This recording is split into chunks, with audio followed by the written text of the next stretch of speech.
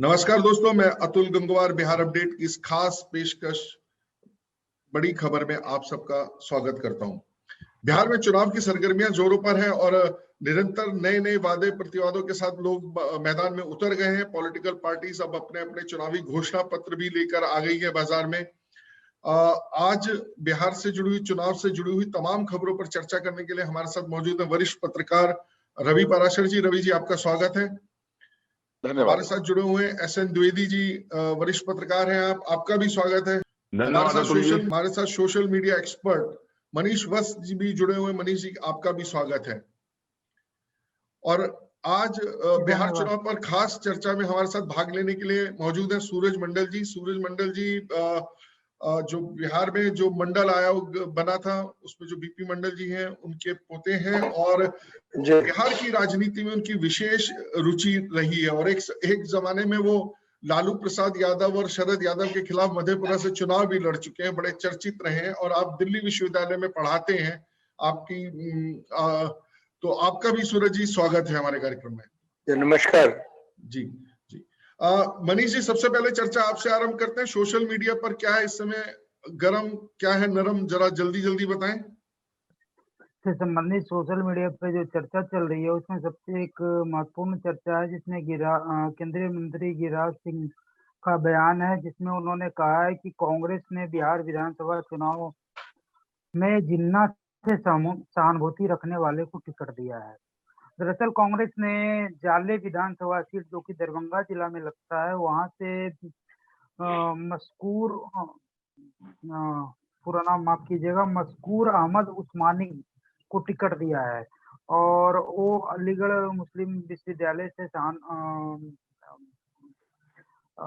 संबंध उनका रहा है, उस्मानी जी का। तो इसी संबंध में गिरिराज सिंह का ये बयान है। अभी तक तो लग रहा था कि बिहार चुनाव में शायद धार्मिक बयानबाजी और धर्म को आधार पर लेकर इस पर बयान दिया है कि किस तरह से मशकूर अहमद उस्मानी को, जो कि जिन्ना से सहानुभूति रखते हैं, उसको कांग्रेस ने टिकट दिया है।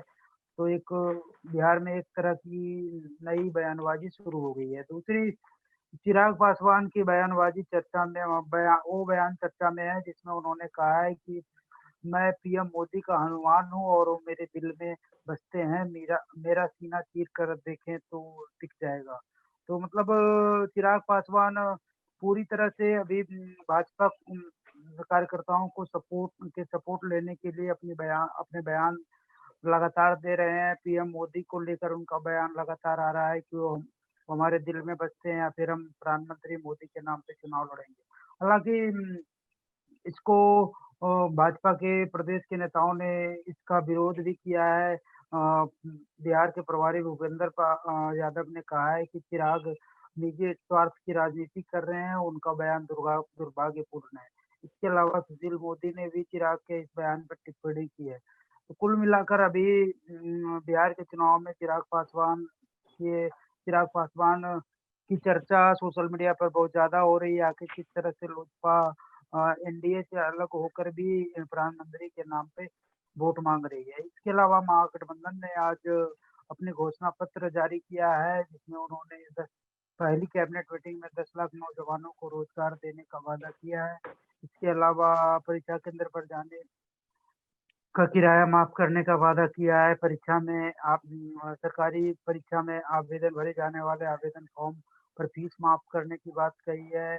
रोजगार और शिक्षा के लिए पलायन करने वाले लोगों के लिए नई व्यवस्था देने की बात कही है। और शिक्षकों का एक मुद्दा बिहार में जो लगातार गरमाया हुआ रहता है, उस पर समान काम समान वेतन देने की बात कही है।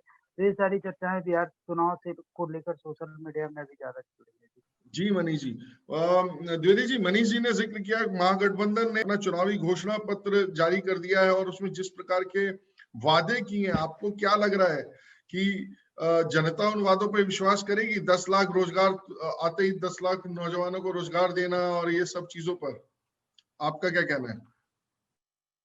बिल्कुल अतुल जी, ये जो चुनावी घोषणा पत्र है, ये जो चुनावी घोषणा पत्र या मैं कहूँ जो होते हैं, वो अक्सर सिर्फ पन्नों में सिमट के रह जाते हैं। और शायद ये जो महागठबंधन का घोषणा पत्र है, ये भी शायद इसका भविष्य भी कुछ ऐसा ही हो बहरहाल मैं इसमें कुछ महत्वपूर्ण बिंदुओं के ऊपर आपका ध्यान जरूर दिलाना चाहूंगा कि जैसे ये जो महागठबंधन जिसे कहा जा रहा है और महागठबंधन का जो घोषणा पत्र है, तो घोषणा पत्र के ऊपर जो उसका मुख्य पृष्ठ है उसके ऊपर सिर्फ और सिर्फ तेजस्वी की फोटो है और किसी की फोटो नहीं है, जबकि ये महागठबंधन का घोषणा पत्र है, उसमें कांग्रेस भी शामिल है, उसमें दूसरे दल भी शामिल है।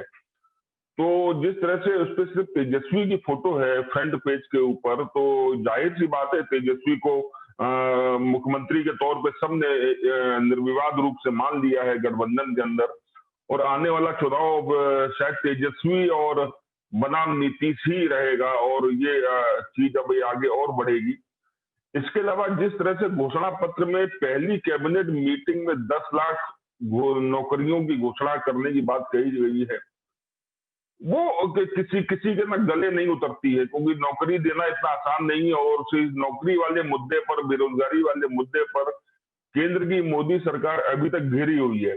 और खास तौर से ऐसे समय में जब देश की या किसी भी प्रदेश की पूरी अर्थव्यवस्था डावाडोल है, हमारी जीडीपी -24 -25 के बीच में झूल रही है, ऐसे समय में शायद कोई भी पढ़ा लिखा आदमी इस बात पर तो कतई ही भरोसा नहीं करेगा कि जो ये 10 लाख नौकरी तत्काल और पहली कैबिनेट में देने की बात कर रहे हैं सही हो। इसके अलावा जो महत्वपूर्ण चीज है, पूरा घोषणा पत्र जो मैंने देखा है, वो एक और बड़ी महत्वपूर्ण चीज है इसमें, सरकार बनने के बाद जो केंद्र का कृषि बिल है उसको उसका विरोध करने की बात कही गई है, उसको खत्म करने की बात कही गई है कि बिहार में हम उसको लागू नहीं होने देंगे। तो ये एक कृषि बिल वाली बहुत महत्वपूर्ण चीज है उस घोषणा पत्र के अंदर, जिसका जिक्र करना मनीष जी भूल गए थे। इसके साथ ही साथ एक जो बड़ी महत्वपूर्ण चीज है उसमें यह कहा गया है कि जो परीक्षा केंद्र तक जाने के लिए किराया देंगे युवाओं को, जो परीक्षाएं होती हैं उसको केंद्र तक जाने का किराया युवाओं को देंगे। ये बड़ी ना हवाई टाइप की बातें लगती है, इतना इतना संभव होता नहीं है और शायद कहीं पे भी इतना आसानी से संभव ना हो। तो ये जो घोषणा पत्र युवाओं को लुभाने के लिए है, लेकिन जो वादे उसमें किए गए हैं वो यथार्थ में कम और हवा में ज्यादा नजर आ रहे हैं। तो मैं तो इतना ही कहूंगा जी। कृषि बिल के बारे में तो मनीष जी ने हमें बताया था कि बिहार में तो ये पहले से ही लागू है, लेकिन क्योंकि बगल के स्टेट्स में नहीं था तो किसान अपनी उपज वहां बेच नहीं पाते थे, तो शायद इसलिए जिक्र करना भूल गए। रवि जी, आज हमारे साथ सूरज मंडल जी भी मौजूद हैं।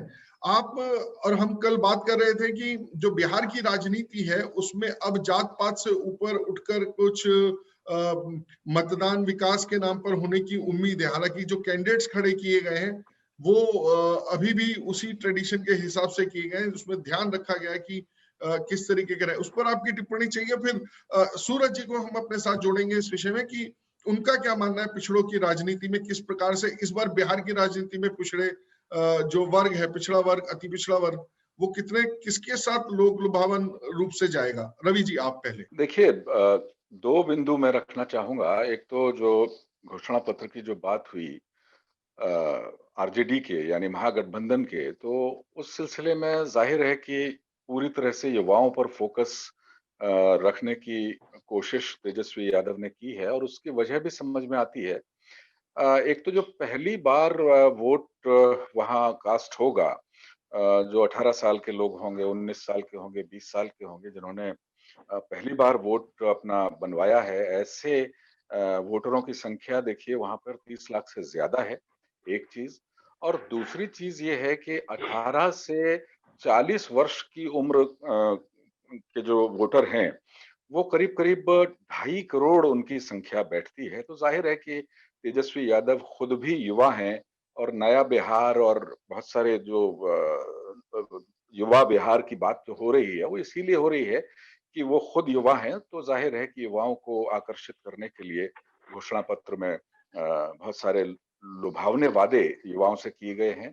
ये बात सही है कि 10 लाख नौकरियों की बात जिस दिन महागठबंधन की प्रेस कॉन्फ्रेंस भी हो रही थी पटना में, हम लोग पटना में ही थे उस दिन, और उस प्रेस कॉन्फ्रेंस में विकासशील इंसान पार्टी के जो मुकेश सहनी हैं वो बीच में ही उठ गए थे। तब भी जब तेजस्वी यादव बोल रहे थे महागठबंधन के बारे में, तब भी उन्होंने यही बात प्रमुखता से रखी थी कि वो 4.5 लाख नौकरियां तो सरकारी विभागों में हैं, जो खाली पड़े हैं पद वो एकदम से भर देंगे और करीब 5.5 लाख नौकरियों का और सृजन करेंगे। मुझे लगता है कि ये जैसा द्विवेदी जी ने कहा कि वाकई एक प्रैक्टिकल जमीनी धरातल पर कितना ये वादा पूरा हो पाएगा, ये देखने वाली बात होगी।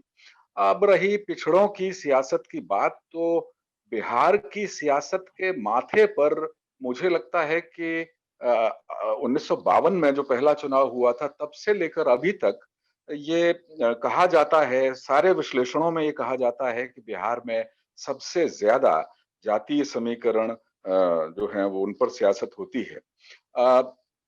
एक आंकड़ा और देख लें कि दलित, पिछड़े, महापिछड़े, महादलित, ऐसी आबादी वहां पर करीब करीब 51% से ज्यादा है। तो जाहिर है कि जब आर्थिक रूप से कमजोर, सामाजिक रूप से कमजोर इतनी आबादी अगर है किसी राज्य में, तो जाहिर है कि पॉलिटिकल इक्वेशंस उसको देख करके उसे नजरअंदाज न करके ही बनाए जाएंगे।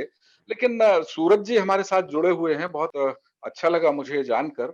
मैं सूरज जी से एक प्रश्न ये पूछना जरूर चाहूंगा, समझना चाहूंगा कि आजादी के बाद से अभी तक बिहार में अगर जातीय समीकरण, दलित समीकरण यही साधने का प्रयास किया जाता है, तो इस कमजोर तबके के उत्थान की बात किसी पॉलिटिकल एरा में क्यों नहीं हो पाई?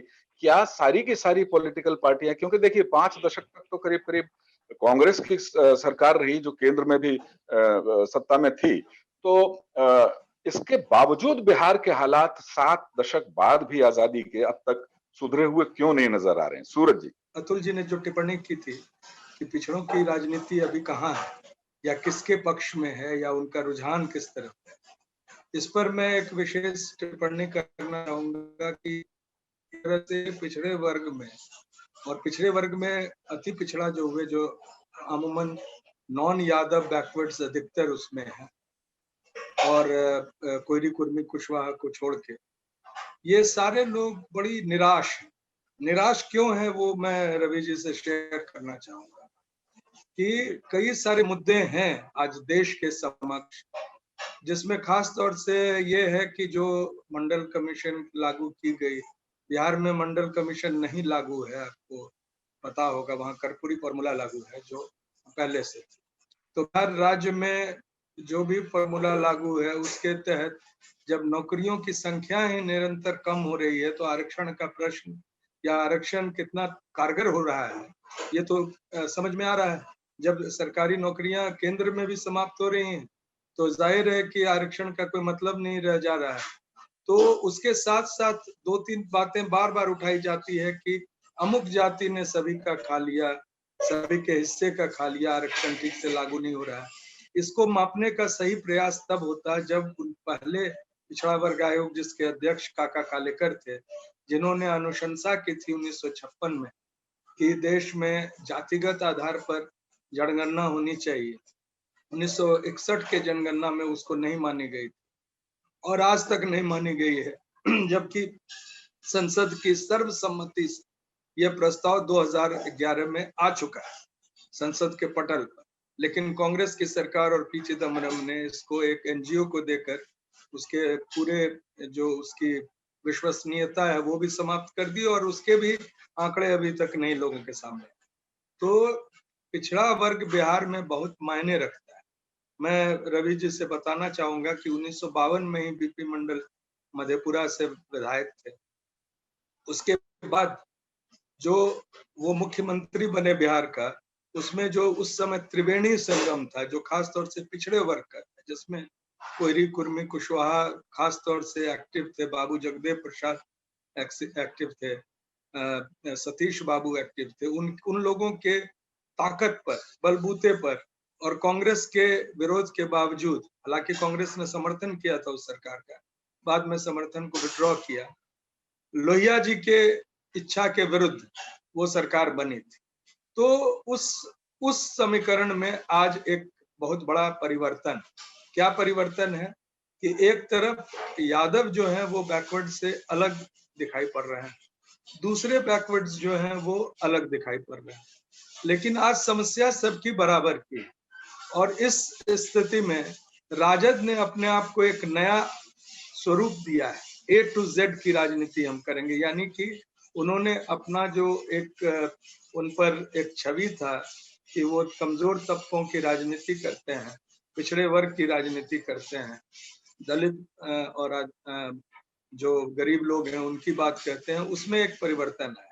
और ये बात आप किस तरह से रिफ्लेक्ट करता है कि उनके प्रदेश अध्यक्ष जगदानंद सिंह जी एक ठाकुर हैं, आज बहुत ही प्रभावशाली सांसद राज्यसभा के श्री मनोज झा हैं, डॉक्टर प्रोफेसर मनोज झा हमारे कलीग हैं दिल्ली विश्वविद्यालय, वो बहुत ही प्रभावशाली वहाँ है। वहाँ पर जो अन्य लोग ऐसे हैं जैसे शिवानंद तिवारी जी, उन लोगों की पहुंच अधिक है। और ये बात कहीं ना कहीं खटक रही है कई लोगों को कि हमारी फिर कौन बात करेगा, पिछड़े वर्ग की कौन बात करेगा। लेकिन उस सब के बावजूद जो एज है बैकवर्ड क्लासेस और दलित का, दलित में एक बड़ी जनसंख्या मुसहर जाति जो मांझी जी की नेतृत्व को कई बार स्वीकार करती है, लेकिन मांझी जी एनडीए के साथ हैं, बावजूद इसके मेरे इलाके में जहां से मैं आता हूं मधेपुरा वगैरह से, वहां मुसहर जाति की संख्या बहुत अधिक है और उसमें से अधिकांश लोग राजद के पक्ष में अपना रुझान दिखा रहे हैं। लेकिन इसके साथ साथ एक और बहुत बड़ा फैक्टर वर्क करेगा, वो है कि कैंडिडेट्स का चयन। ऐसा आरोप लगाया गया है और इस आरोप में दम भी है कि कांग्रेस को जो सीटें दी गई हैं 70, उनके पास तो कैंडिडेट ही नहीं है उतने, तो वो कैसे बांटेंगे, किनको दे रहे हैं। जो जमीन स्तर पर काम कर रहे हैं वो लोग छाटे जा रहे हैं। राजद में कई लोगों का आरोप है कि पैसे लेकर टिकट दिए गए हैं और ये आरोप दूसरी पार्टियों में भी लगते हैं। लेकिन मैं राजद की बात इसलिए कर रहा हूँ कि इनके स्टेक पर सबसे अधिक है। ये लगातार ये पिछले चुनाव में एक बड़ी जीत के बावजूद सत्ता से बाहर रहे हैं और सत्ता वापस नहीं आने लोगों का रुझान, कई बार एक बड़ा तबका जो है वो सत्ता के साथ दिखना चाहता है, तो वो कमी आएगी। तो इस चुनाव में बड़ा चुनौती है वर्ग की। सूरज जी के साथ हमारा संपर्क टूट गया है, लेकिन जो बात रवि जी वो कह रहे थे कि किस प्रकार के समीकरण बन रहे हैं, उस पर लगता है कि पिछड़ों पर हालांकि दारोमदार ज्यादा है, लेकिन कहीं ना कहीं ऐसा लग रहा है कि बटा हुआ रहेगा वो, जिस प्रकार से राजनीतिक दल उसको मोहरा बना रहे हैं। जी जी अतुल जी, बिल्कुल सही कहा आपने कि जो पहले जो एक मुश्त वोटिंग हुआ करती थी जातीय आधार पर, वो मुझे लगता है कि अब काफी बटा हुआ स्वरूप उसका देखने को मिलेगा। और जैसा कि सूरज जी कह रहे थे, जीतन राम मांझी मुसहर जाति से आते हैं, महादलित उस जाति को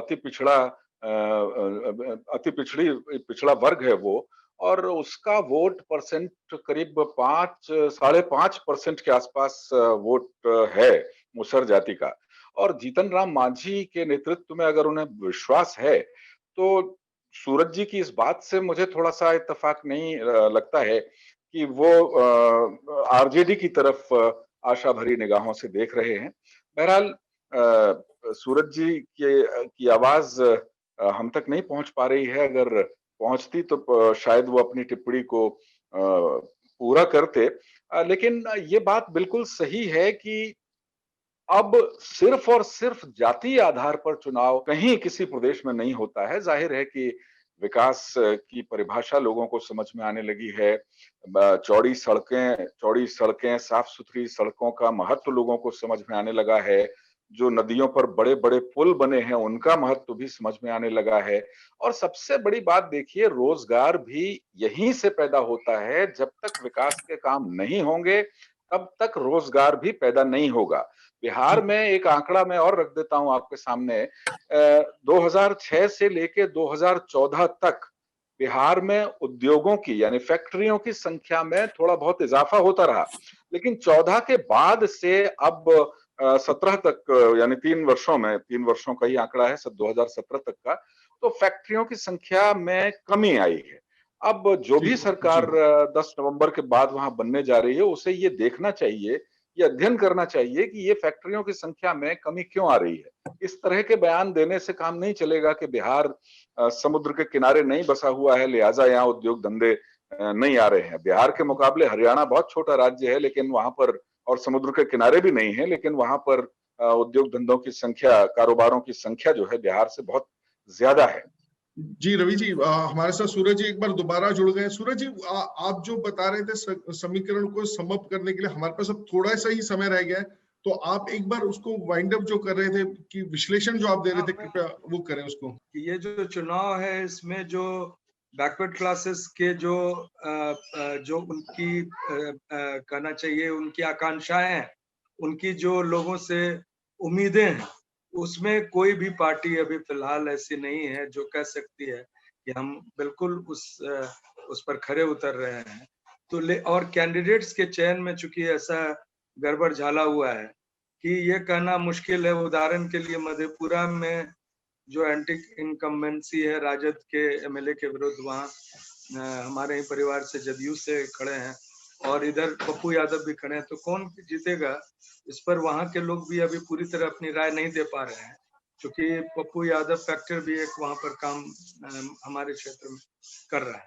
तो इस तरह से मैं समझता हूँ कि इस चुनाव में एक बड़ी चुनौती है कि अभी जो रवि सर ने कहा कि उद्योग और उसके बारे में जानकारी लोगों तक पहुंचना, ये जो कई सारे लोग जो मजदूर दूसरे राज्यों में काम कर रहे थे वो वापस बिहार आए हैं, उनका रुझान किस तरफ है। अगर उन्होंने दिक्कतें झेली थी वापस आने में, तो वो क्या अभी भी गुस्से में हैं और किससे गुस्से में हैं। और ये जो कोरोना का जो महामारी है उसके कारण जो कई जगह और बिहार में बड़ी इसका प्रकोप भयंकर रहा है। बड़े बड़े लोग, काफी लोग बड़े मात्रा में इससे मृत्यु को प्राप्त हुए हैं। तो इस तरह से मैं समझता हूं कि बिहार के इस चुनाव में एक निश्चित रूप से कह देना कि ये पार्टी बिल्कुल आगे है, ये अभी एक जल्दबाजी होगी और एक दिलचस्प मुकाबला जरूर हो रहा है। नीतीश जी और एनडीए कैंप में कंफ्यूजन है। सीबीआई की इंक्वायरी नीतीश जी के अगेंस्ट चल रही है, तो भाजपा राजद और जदयू में कितना मेल है और वो गठबंधन कितना मजबूत है, इस पर भी उनके जो जदयू के वोटर्स हैं, जो भाजपा के वोटर्स हैं, उनमें एक अनिश्चितता बनी हुई है, वो कंफ्यूज्ड है। तो ये सब देखते हुए आगे अतुल जी, मैं समझता हूँ कि आंकलन आप जो करेंगे बिहार के चुनाव का, वो इन मुद्दों को नजर में रखते हुए जरूर करना चाहिए, ऐसी मेरी आग्रह है और मैं समझता हूँ, ये मेरी समझ। धन्यवाद। जी बिल्कुल सूरज जी, धन्यवाद आपका। कुल मिलाकर स्थिति अभी स्पष्ट सी ही है, क्योंकि ये भी कहा जा सकता है कि अभी धीरे धीरे जो चुनावी घोषणाओं का पिटारा है वो खुल रहा है। उसमें से जो जिन्न निकल रहे हैं, जो दावे निकल रहे हैं, जो वादे निकल रहे हैं, उसका भी आकलन करना होगा। और जिस प्रकार से एक तरीके से देखा जाए तो ओवैसी और अभी जिस प्रकार से दरभंगा में जो कांग्रेस ने कैंडिडेट दिया है, उससे ऐसा भी लगता है कि कहीं ना कहीं हिंदू मुसलमान बनाने का भी प्रयास किया जाएगा, इसको इस तरीके की स्थिति भी आएगी। तो सूरज जी का भी जो आकलन है कि इस समय कहना उचित नहीं होगा कि कौन कहां पर कितना प्रभावशाली रहेगा। ये धीरे धीरे जब चुनाव और गरमाएगा और लोग जरा खुलकर बोलेंगे तो उसके बाद ज्यादा स्पष्ट होगा। बिहार की चुनावों से जुड़े खास कार्यक्रम बड़ी खबर में आज के लिए बस इतना ही। हमारे साथ जुड़ने के लिए सूरज जी आपका धन्यवाद। हमें आशा है कि आप आगे भी हमारे साथ इस तरीके के विश्लेषणात्मक कार्यक्रमों में जुड़ेंगे हमारे साथ, और एक बिहार की सही और अच्छी तस्वीर भी हमें देखने को मिलेगी। रवि जी आपका भी धन्यवाद, SN द्विवेदी जी आपका भी धन्यवाद, और मनीष जी आपका भी धन्यवाद हमारे साथ जुड़ने के लिए।